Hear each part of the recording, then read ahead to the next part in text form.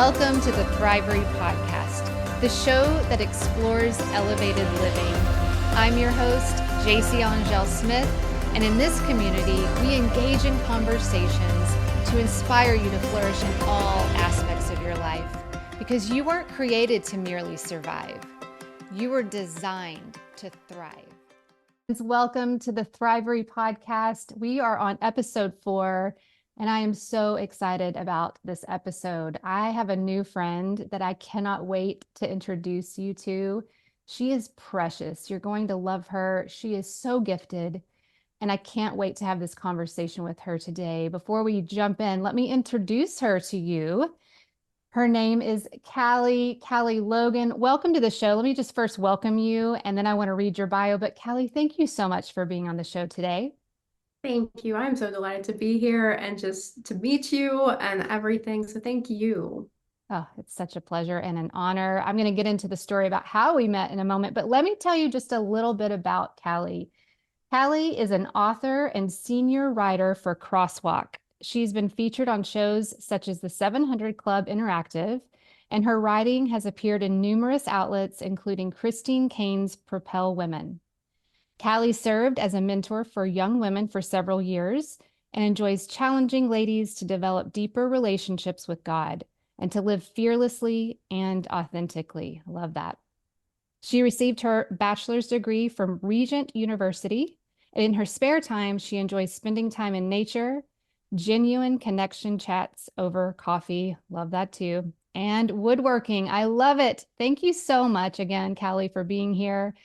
We are so honored to have you. I am so blessed that I walked into a store one day. Can I just share really quickly how we met? Oh, please do, because it includes one of my favorite people ever who owns that store. So please do. Yes, it was so cool. So I was having dinner I think it was a Friday night. I can't remember. Anyway, I had dinner with a sweet, precious, young, single friend of mine. And in our conversation, she just brought up dating and relationships. And I'm astounded by her, as I am by you and what we will learn as we talk. But she's not settling for anyone but who God has for her in a man, her husband. And she was just so secure in that. And it was so amazing just to talk to her and hear her at a young age, knowing this, being so convicted that she knows that there's a man for her, but she's not going to settle. After our dinner, I went to this boutique, this local boutique, and I'm looking around, I'm just browsing everything, and all of a sudden I see this book. It caught my attention. I love the typewriter, but it says, Dear Future Husband. And this is exactly what we were talking about. And I had to get it for her. So I bought the book and I started talking to the owner, and she connected me to you, Cally, and we were able to further connect, have a conversation, and get to know each other a little bit better. But I'm so grateful for that. It was really it was a beautiful God wink, as you've said, and I just love it. I am so grateful that I walked into the store that day and I saw your book and I learned more about you, and you are an amazing author. This is your second book, right? Mhm. And then you have this new one coming up, and I've already begun to dive in, and I'm really, really excited about it. But how cool is that that's how we met? I'm so grateful for that experience. I love it. I love the divine connections, divine appointments, and everything else. And Heather over at Happy Haven, she is just salt of the earth. I love her so much. So when she was just glowing about you and mentioning your story with my book, I got super excited. So I know this is definitely a God ordained moment, and I'm really grateful for it too. Absolutely. Absolutely. Well, I've already begun, as I said, reading your new book. It hasn't launched yet, but it's coming soon. And I would love to talk more about that because I'm already super intrigued, so aligned with your message. I'm reading it and I'm like, yes, yes. So I'm all in already, but it's called The Wallflower That Bloomed. It's all about this thing that I love to talk about, which is really your true identity, right? And just the blossoming, and I love all of the chapters that I've read so far. I think I'm on chapter 6 now. But it's just been such a beautiful experience so far. And so I would just love for you, if you wouldn't mind, just sharing to people who may not know that term, wallflower, what is a wallflower? Well, thank you so much for your kind words. I mean, that's so humbling to me. All glory to God. He wrote it. I got to type it out, and I'm grateful for that. But wallflower is something I got called certainly a lot in high school, but typically it's associated with people who are a little bit more introverted, maybe a bit shy. And at a party, you're not really in the center of the room. You're more uh, likely to stand kind of to the side or to, near the punch table or anything else. And something I noticed growing up was the term was very rarely um, used in such a way as a compliment. It kind of was more of a way to, in a frilly way, kind of say, oh, well, they're just very reserved, quiet, and shy, but it wasn't always something as a compliment. And I really want to reframe that word to be something that is beautiful. So if you are introverted or you are extroverted, it's both are good things. And it's not a book about being an introvert and then becoming an extrovert. It's a book about thriving for who you are and who you were made to be. Wow, there's a word. You caught my attention, thriving. I actually have already read that in your book, that word, a couple of times at least. And so, I have to ask, I ask all of my guests. So I would love to know what thriving means to you, or this idea of living an elevated life. What does that mean to you? Living a thriving life is a gift, and I think it's something for each and every believer. We look at John 10:10, that he came to give life and life to the full. And I think life in the full is thriving. So even if you're in a stormy season, even if you're in a time where things aren't great, you can still thrive. And you can thrive in your relationship with God. You can thrive in your relationships with one another. You can still thrive and not just survive no matter what the circumstance is. And that's really tapping into that John 10:10, because you think about what is life to the full. Well, a full life isn't just sunshine and rainbows. A full life is something that you lived a lot of life and you have a story to tell. So I think really thriving is living that story you were born to tell. I love that. I love the perspective that you give because it's not all sunshine and rainbows. And I think that sometimes we think that we think, well, when I get to this certain level, I'm going to be thriving and everything's going to be just great. And I do believe that, at least for me in my life, the times that I have had struggles or challenges has brought me to this elevated space to live and to thrive and to understand and to be grateful for it and to have a real perspective about it. So I totally agree with you. And I'm glad that you brought that up because many times we don't think about it that way. And I want to kind of shift into the book a little bit more and how you begin the book. It was such a great story that I believe many of the listeners can relate to. It's almost like a scene from Mean Girls. But you're, You took the word but out do you there. remember that? I mean, I think that goodness, a lot of us can really feel you in that moment. But you're describing a personal story. You really open up with a vulnerable personal story, which I appreciate that you were so vulnerable in this book. But you talk about a 15-year-old Cally and this situation at the lunch table. And I would love it if you could just kind of bring us into that moment and talk about what happened there and how why you decided actually to begin the book that way. I love how we're so on the same wavelength because Mean Girls was exactly the reference point that Yeah. I was thinking. And when I wrote the book, that wasn't the original opener for it, but I was in a lot of prayer and I thought about who exactly would need this book. And I really I felt intrigued by Mean Girls. And it was something I was just watching again, and it came out when I think I was like I was an early teenager when the movie came out. Mm. And I loved how many people related to it, Yeah. how pretty much everybody related to it, because at some point or another, they found themselves, even if you were homeschooled, you found yourself unsure where you belonged, kind of in the metaphorical lunch table of life. And I think that movie has withstood the test of time. I think it's 20 years old this year Right. because so many people relate to it. And so when I was starting the book, I didn't want to do some carbon copy of that, but I did want to share a very relatable scene that was very much my personal experience, but one that I felt like other people could relate to. Because a lot of the duty as an author is if you're going to encourage somebody in something, you kind of have to show, hey, I know where you've been or I know where you are, and I want to relate. I want to foster that friendship. So I've shared a vulnerable experience in order to say, hey, if you can relate at all, this was my experience, and I'd love to help encourage you in whatever your experience might have been. And so I took the opportunity to kind of start it there a little bit because even no matter what age you are, that teenage you is still existing in you. It's just a few layers back. And a lot of times that teenage you needs a little extra love and care and maybe some, encouragement so that current you can thrive and can exist in that thriving, not surviving kind of mindset.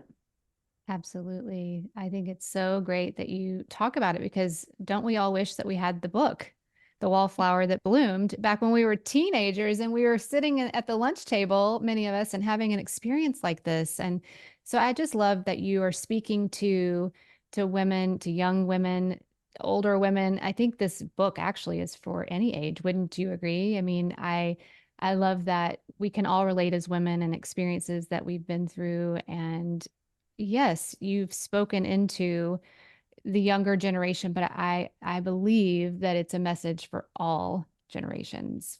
Don't you think? Very much. Oh my gosh, that was really my heart because I've written a lot of things to encourage, late teens, 20 somethings, but this was one I really wanted to write to not just my own age demographic, but beyond. And it was actually neat. During test group, I actually had some men read it as well. And Wow. it was a gift to see how it encouraged them as well. And it's something that, although it has a lot of florals and kind of a feminine um, portrayal to it, I think any human at any point in their age, can relate to it. And I do hope that the teenage girls who have enjoyed the other books consider picking this one up because I think they can save themselves a lot of heartache down the road too. Well, I think you and I, the last time that we spoke, as we were kind of talking about actually all three of your books, and I was learning a bit about you, um, this concept of Cinderella and the glass slipper came up because we were talking about identity, and it was just this great idea that we were exploring. And I think it's so fitting to kind of parallel it with your new book that's coming out, The Wallflower That Bloomed. Because when we think about Cinderella and the glass slipper and this unique fit, right? It was designed for her foot. It was one of a kind, tailor made, bespoke, however you want to say it. But it was this unique fit. And so, as we think about that, why is it, do you feel important? I guess, when we think about being in these, in society where we have pressures and we're told that, we should look a certain way or be a certain way, why is it important, do you think, to recognize that we all have this unique, tailor made fit, this identity that is all ours? And not only the importance of it, but the importance of us embracing that. Mhm. Can you speak to that a little bit? Yeah, Cinderella is something, her story since I was a little kid she's always been my favorite, and for a multitude of reasons. And I especially love the 2015 live action film with Lily James that they did. And there's a line in there, and it's talking about perhaps some of the most courageous things we can ever do is presenting to the world who we really are. Mm. And that is something that is just so necessary and needed in this world because we have plenty of opportunity to see the false, the fake, the veneer, the things that we want to convince everybody that we are, but we really aren't. But the world needs you. You were born in this particular time. You could have been born 100 years ago. You could have been born 500 years ago. But for some reason, God chose for you to be born in this very specific time. And you bring something to the table that nobody else can. And what I love with the idea of the glass slipper that fits only you is that uniqueness. That although in the story she felt just this penniless maid of sorts, that she had this opportunity to wear this one of a kind slipper and this one of a kind dress and just go to present herself for who she truly was. And she wasn't concerned with what everyone else thought. She just wanted to go to a party to see a cute boy that she had met. Right.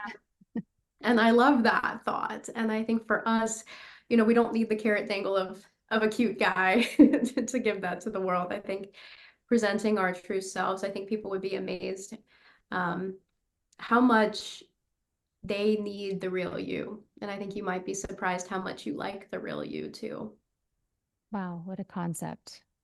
That is really, really precious. Can you say that again? I want to just like feel that for myself because it was such a great, profound statement. I think the world would be really amazed how much they need the real you. And I think you'd be amazed how much you like the real you. Wow. I'm going to let that settle in. So true and so good. Thank you for that. Cinderella was misunderstood. She was misinterpreted. And, that I think at some point or another, we've all felt misunderstood or like it's such a strange feeling when you know who you are, you know what you want people to perceive you as, and when they don't and you feel misunderstood, it's so hard. And how would you say it's important to honor our true selves, even when there's opposition or challenges, with other people to kind of challenge who we really are? How do we keep that intact? How do we honor ourselves, our true selves? Mhm. I think a huge aspect of that is, and it's very hard because I myself am very much a recovering people pleaser. Mm, But I think it's making the choice that you are okay if not everybody likes you.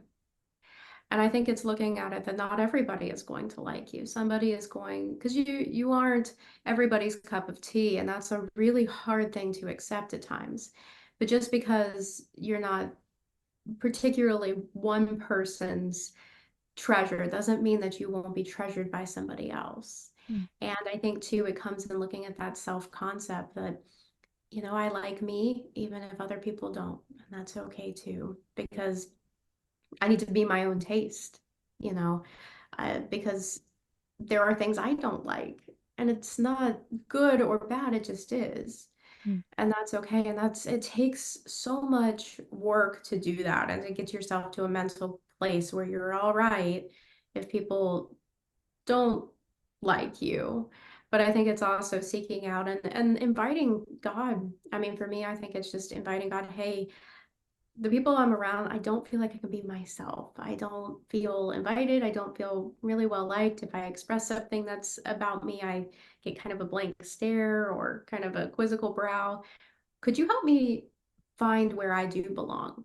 Mm. Could you help me? Could you bring to me friends that will make me feel like I can have that big belly laugh? Would you bring me to the circles of careers or jobs or church or anything else where I do feel really embraced and celebrated for who you made me to be? Because this isn't just about me, it's that you fashioned me in such a specific way that I really want to be in that environment so that I can bloom, not wilt. Wow. I want to know how you've gotten to be so wise, so young. I could just sit here and listen to you all day. It's just amazing what comes out of your mouth. I'm like, yes. And even in the tone of your voice and the cadence is so soothing and peaceful. And I can feel from you really that it's there, that you really truly feel this and you've embraced this for yourself. And it's a beautiful thing. It really, really is. And I think, one of the chapters that is in your book that I was thinking, wow, this is such like a great topic. Let's please just talk about the elephant in the room. And you totally do when you're talking about this dynamic of not enough or too much. And we can parallel that with Cinderella. She was not enough and she had a stepsisters and a stepmother and, just brutal treatment. But then also there's this other side where she's too much. They noticed and recognized in her grace and her beauty, and they were so jealous of it. Um, she couldn't win. She just couldn't win because it was both. So if there's someone out there, not if, but there is someone out there that I know needs to hear this, what would you say to someone who's caught in this dynamic of both or on one side or the other where they feel I'm not enough. I'll never be enough. This unworthiness. or I'm just too much. Everybody thinks I'm too much. And feeling really shame about, you know, how they show up in life, that maybe they're too emotional or, whatever, too much. So what would you say to the woman out there that's struggling with that today? One of the biggest things is we have to look at the scale that they're using, because they have a specific scale that they are judging you on, or you're judging yourself with that specific scale. And one of my favorite stories that I think showcases this well is my dear friend. She went to um, a thrift store and she found this beautiful sketch. And on the back of it, they had placed a sticker and they were asking, I think, like $11 for this sketch. And there was something about it for her gauge, for what she deemed it worth. She was like, this thing is worth way more. And I feel it in my gut, like, this thing is worth way more. And so she bought it. But keep in mind that the thrift store had said this is worth $11 at best. And we're counting the frame in that too. So she actually took it to an appraiser, and it was a Cameron Booth original sketch. And she found out it was worth over $300. No way. And with that story, what multiple people at a store deemed worth maybe $11 at best, art collectors deemed over $300. Hmm. And I think the same is for us with qualities. We have to look at the scale, because it's the picture didn't change. She didn't change the frame. She didn't change anything about it. But in different arenas, it was worth different amounts. And to her, she sensed the value. She felt that there was something more valuable about it than the thrift store was putting on it. And I think the same goes for us. If you're feeling too much or not enough, we've all been there at different times, but you have to look at, what gauge am I using? What standard am I using? And is it the correct one? And is that person, is that, maybe well-meaning, but persnickety on, is she actually the scale that I want to use as the gold standard, or is that one guy I dated, is he the gold standard that I want to use? Or perhaps is there a more divine and better scale, and would other people deem me a treasure, not just an $11 tag? In October 2023, amidst the breathtaking Montana mountains, a THRIVERY experience emerged, giving life to its inaugural retreat, Ascend.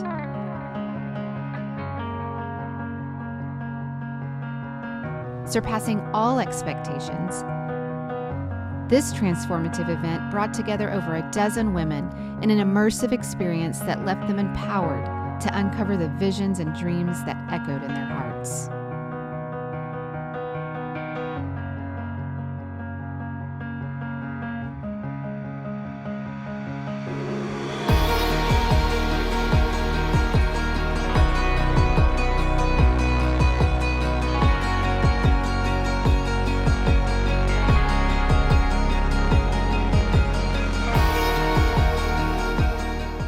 Ascend transcended the typical retreat experience.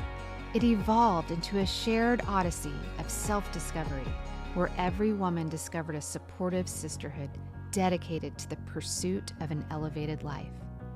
The memories forged during Ascend will be cherished as an endearing chapter in THRIVERY, and we're doing it again this year.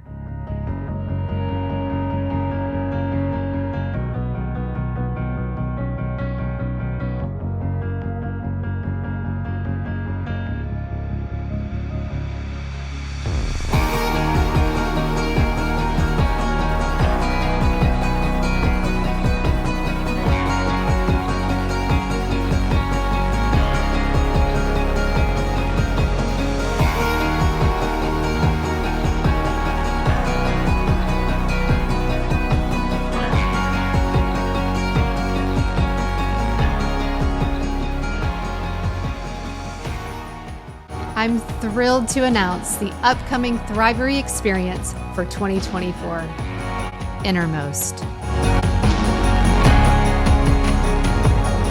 It will unfold at the award-winning property Canyon Ranch, nestled in the tranquil Sonoran Desert of Tucson, Arizona, on September 20th through the 22nd.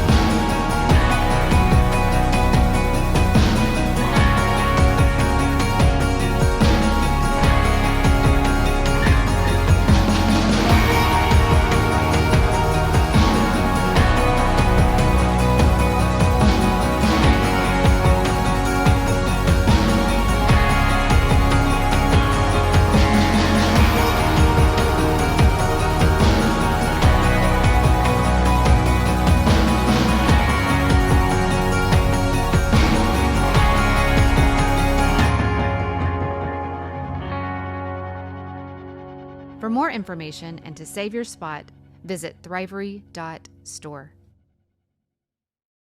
How do you practically do that? How do you practically get there? For someone who is hearing this and they're like, wow, it logically makes sense, but how do I begin? How would I begin? Because I feel like it's a mindset. It's Mm. a it's a belief that you're aligned with. It's something that I love talking about. Are we aligned with the lie? Are we aligned with the truth? But how does someone get to a place where they actually are acknowledging or seeing that's a mindset that they're going to choose to believe what is true about them? How I would think you it takes a say? lot of courage and honesty. For me personally, I had some friends in college that no matter how hard I tried, I just always felt like I wasn't enough. I for me, I think it was first acknowledging that I felt like that, Mm, and actually being willing to call a spade and saying, I don't feel like I'm enough when I'm around them. I don't make enough money, or I'm too weird, or I'm too silly, or my humor's too this or too that. And I had to first acknowledge maybe these people aren't my people. And maybe I've been trying to fit myself in a round hole and I'm a square peg. And I had to look at it that I had to forgive them for the way that they made me feel because I don't believe it was intentional. I think it was just how they're wired, and that's totally okay. But I think I had to first call a spade, and then I had to make the choice to walk away from a lot of those friendships. And that was really hard because a lot of those friendships have been ones I had just poured myself into deeply and really tried to cultivate relationship and tried to make something out of something that just wasn't going to be. And I had to deal with the disappointment of that, the reality of that it wasn't what my expectation was or what I had hoped for, what I daydreamed for community and friends. And there was some lonely time there too, because in doing that, you have to make your choice to walk away from a lot of things, and that hurts. But for me personally, it was finding that Jesus is enough, that he sustains. And I began to ask him, these people make me feel a certain way. And I don't actually think when I read the Bible, when I sit in church and I hear messages, I don't think that's how I'm supposed to be feeling. I don't think that's what community is supposed to make me feel like. mm. So I'm just going to ask you, because your standard is actually the one I want to gauge everything off of. What do you think of me?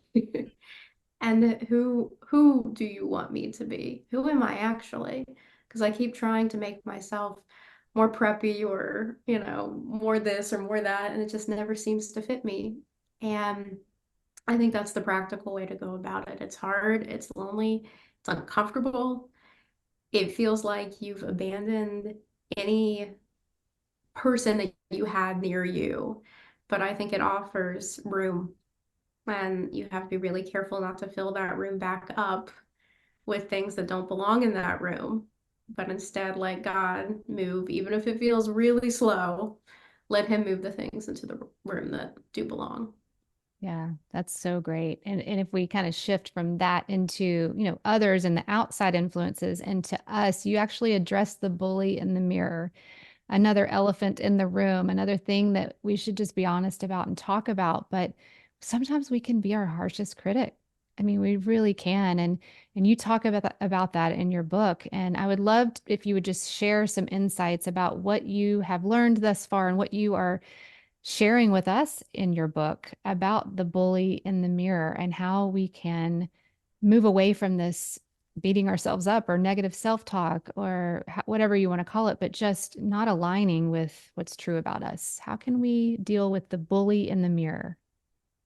No one likes a bully, and few people ever want to acknowledge that you might be your biggest bully. And usually that bully is kind of a Frankenstein version of everything you've ever had said to you that wasn't kind, everything that you've heard other people say about other people that isn't up to par and shouldn't be.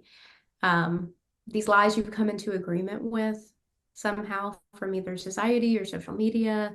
And I dare say, I think Satan likes to play in it too and whisper things and act like he can sit at your table. And usually that bully that is saying all these horrible things to you when you look in the mirror, you're thinking of your own self-concept, isn't really the real you. It's just that, horrible, just mush of all those things placed together. And it's just nothing but just bitter gross, it's not true. But I think we first have to look at where did the roots come from of those things? Because a lot of those things come from when we're children, and they come from when we're teenagers, and things that people have said and offhand comments. And you have to call it what it is and say, this person said this about me in the seventh grade, and that hurt. Mm. But I forgive them. And I'm no longer going to believe that that thing is true. And even if that thing might have been true for a certain time, it doesn't mean it has to stay true.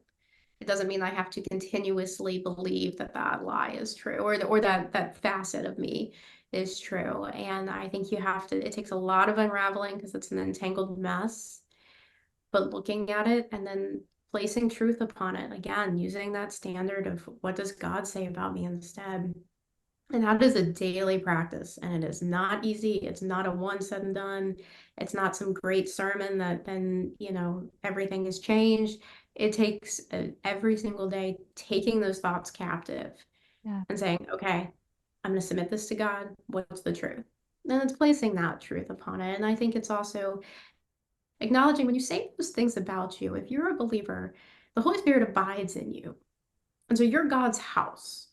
Mm. And so, would you go to church and would you say, when you walk in that church, man, this church is fat, it's ugly, it's got horrible, this, that, and the other? You're not going to do that. That would be the last thing you would do. Yeah. But you have to think about it, you're the church. So why are you doing it to yourself, And it's making that choice daily. No, you know what? And it's also speaking it because you're going to believe your own voice more than any other voice because you hear it the most. You hear it more than any other voice as you speak daily. So making that choice, even if you don't fully believe it, Mm. it's speaking it over yourself till it actually seeps in enough that you actually believe, you know what, I am enough. Mm. You know what? I like my hair, and things like that. And it's hard and it's not, it takes time, and sometimes the like nicest thing you can find about yourself is something so small, but it's finding like even one thing a day, I think. And that's something even in the grand scheme of your life that I've been trying to implement more. Like if I can find one thing I like about my life right now, um, and believing it and standing on it and being thankful for it too. I've actually started doing that as well. Like if I can say one kind thing to myself and being intentional about it, right? Like I'm going to share one kind thing about myself. And it's like a gratitude journal almost. It just Mhm. changes, it shifts things when you can acknowledge and recognize that. I think it's a beautiful practice. It's like you said, it's not easy. It's a Mhm. choice, and it's a choice to continue every day to be in and but it's worth it. Isn't It it is. worth it? I mean, it's so, so worth it because I think the opposite end of that is being inauthentic and not living from our true identity. And, if you think about Cinderella, the stepsisters trying to shove their foot in a shoe that doesn't fit them, or being a different bloom, the bloom that you're not, or however you want to look at it. But there is this, there are dangers to living inauthentically. What would you say that some of those are? I think a lot of that is when you're living inauthentically, it's very hard to sleep at night. And I think that's one of the biggest dangers. It's really hard to live with yourself. Mm. Because it's one thing if you're kind of putting on that mask, and the Beatles have that song, Eleanor Rigby, and I think that song became so famous because it just acknowledged that elephant in the room, like we've been saying, that everybody does put on a mask when they go out. But I think at the end of the day, you have to realize, am I living a lie? And that's really hard to live with and to be okay with. And I think the other sides of it are you have to live with that horrible curiosity. Who was I supposed to be? And I think that's perhaps one of the most daunting questions anyone can ever ask themselves. Who was I supposed to be? And is it too late? Because the answer is it's not too late. Right. You can make the choice, and it's a hard choice and it's a courageous one, but it's never too late. And I think we have to look at that. And I think it outweighs the having that question answered and living it out fully outweighs all the risk that it takes to get there too. But a lot of the bad sides of living inauthentically too are you're not actually living as your true self to those around you. So they don't actually really know you because you don't really know you. Right. And that's a hard thing to live in and with. I agree. I think it's exhausting. I think that it eats away at something in you. It just to have to put on that mask and act like you're something that you're not is exhausting, and it is um it's abandoning yourself. Hmm. It's like abandoning yourself. And that has to feel, I know personally, I've done it before, but it does. It feels heartbreaking, and it feels confusing, and it feels a lot of things. So I want to know what you think some characteristics are of someone who is in bloom or blooming or has bloomed. What does it take to go from wallflower to bloom? Like, what are some of the characteristics, would you say, that are in there that season it? I think a big thing is, believe it or not, it's actually even how they dress. Um, I have a whole section about dressing for your age, for your approach, not your age. Mm, And that was a big thing because, we'll go on Instagram or we'll look in magazines and stuff, and you're kind of told, oh, well, you should be wearing this, that, and the other. Or when I turned 30, I definitely got some feedback from people that, like there were certain things I shouldn't be wearing anymore because I was no longer in my 20s. And that bothered me. It rubbed me the wrong way a lot because I think part of our expression, especially as women, is in how we dress. And I'm like, well, but you're showing without telling, like you're showing, hey, this is actually me and everything else, and I'm not just trying to make myself a cookie cutter.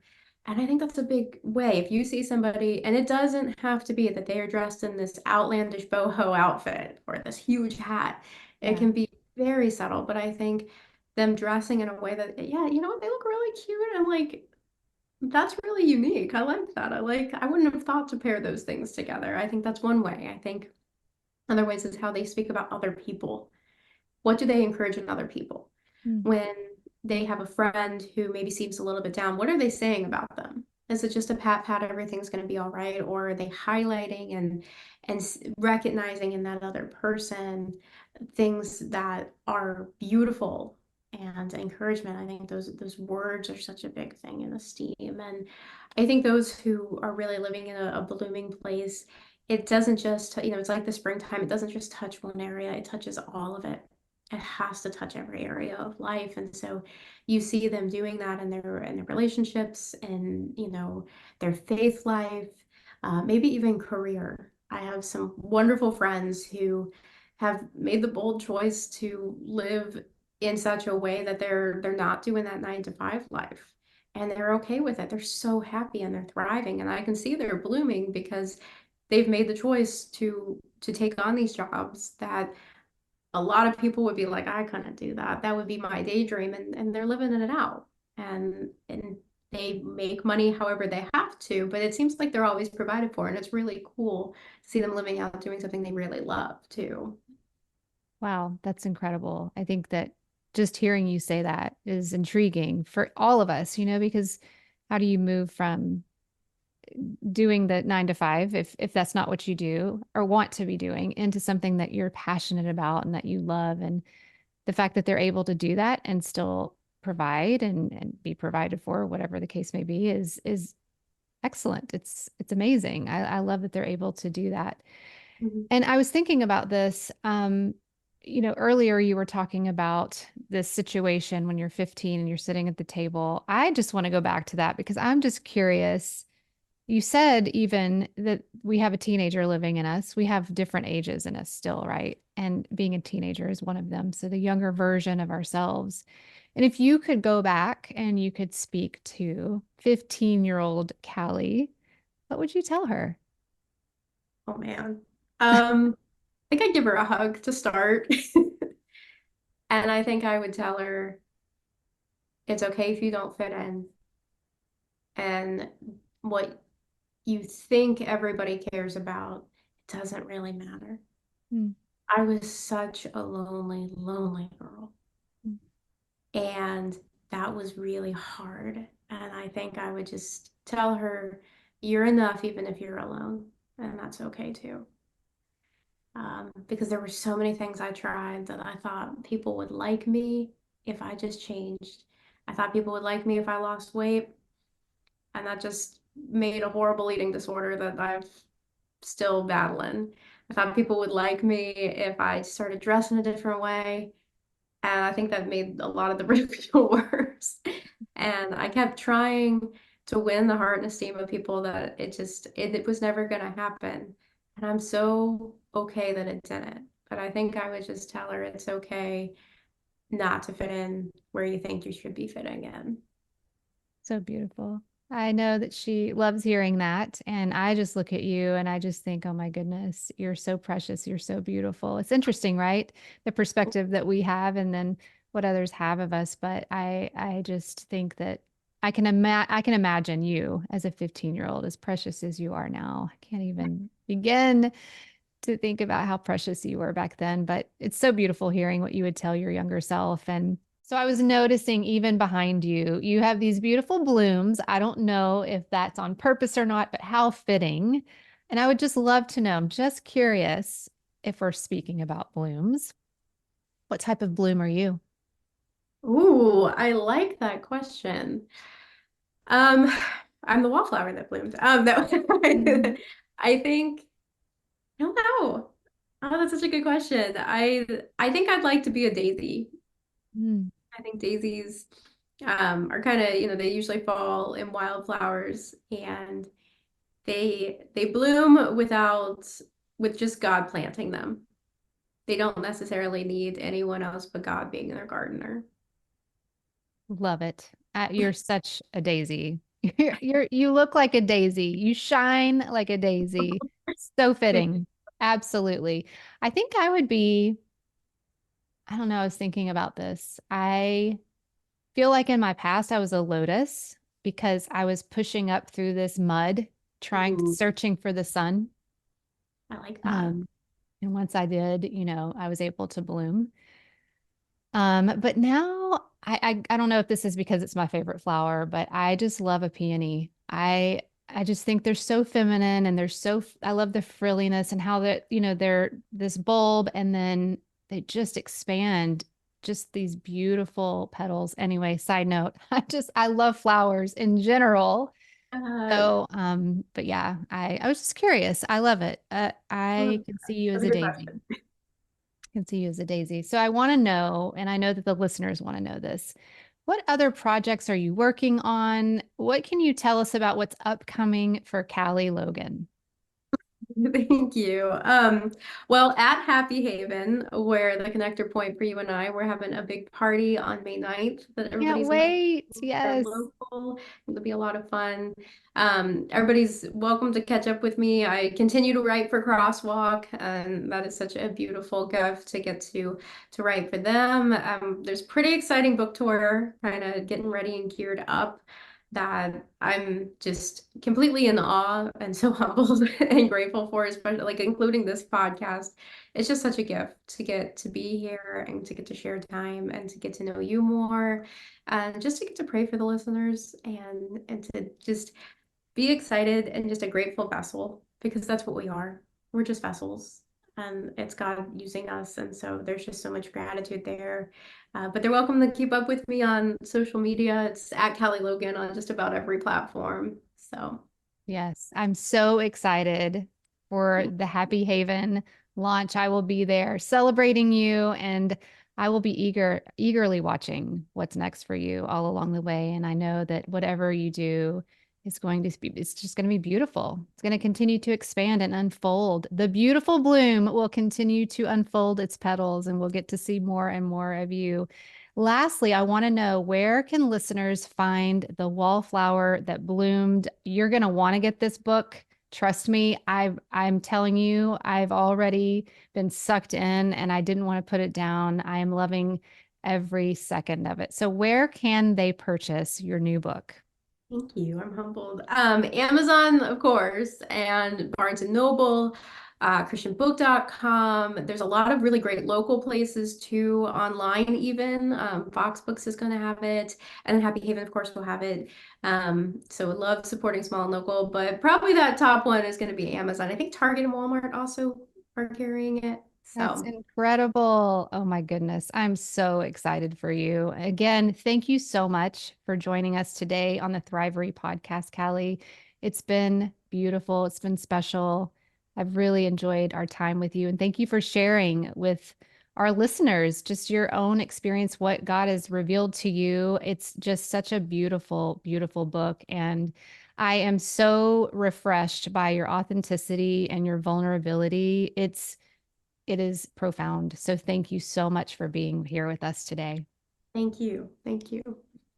All right. Well, thank you so much for joining us for another episode of the Thrivery podcast. We'll see you next time. Thank you for joining us on the Thrivery podcast. I hope this discussion inspired you in your pursuit of elevated living. If you enjoyed today's episode, follow us, click the share button and send to friends, and also tag us in your socials. For more information and to stay connected, visit our website at thrivery.life. Thanks again for joining, and we'll see you next time.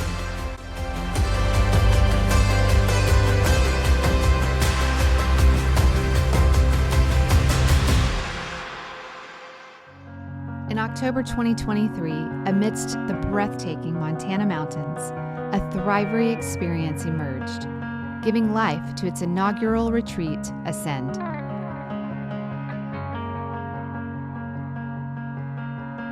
Surpassing all expectations, this transformative event brought together over a dozen women in an immersive experience that left them empowered to uncover the visions and dreams that echoed in their hearts.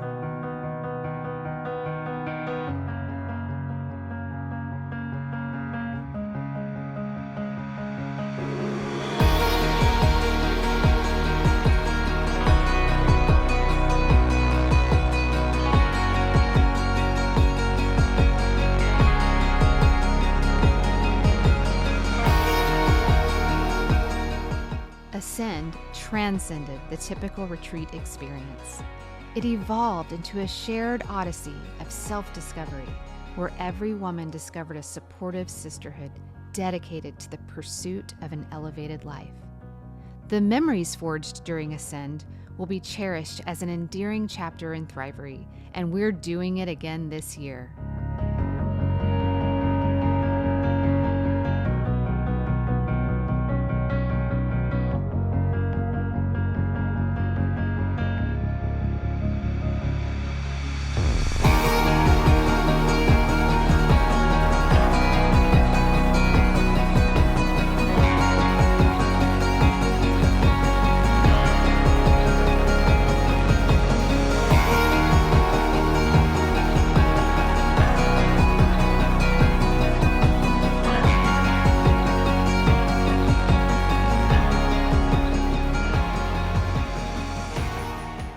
I'm thrilled to announce the upcoming Thrivery experience for 2024, Innermost.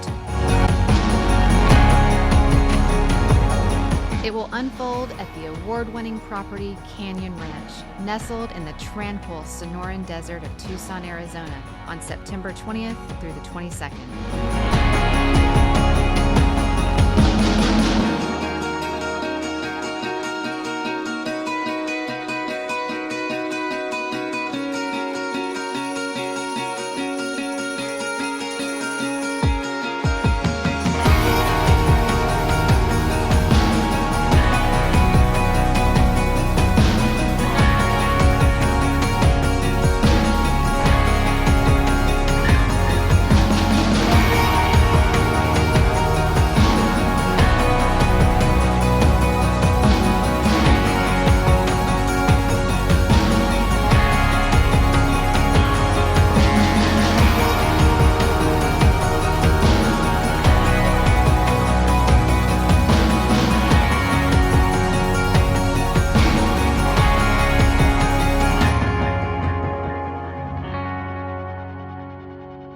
more information and to save your spot, visit thrivery.store.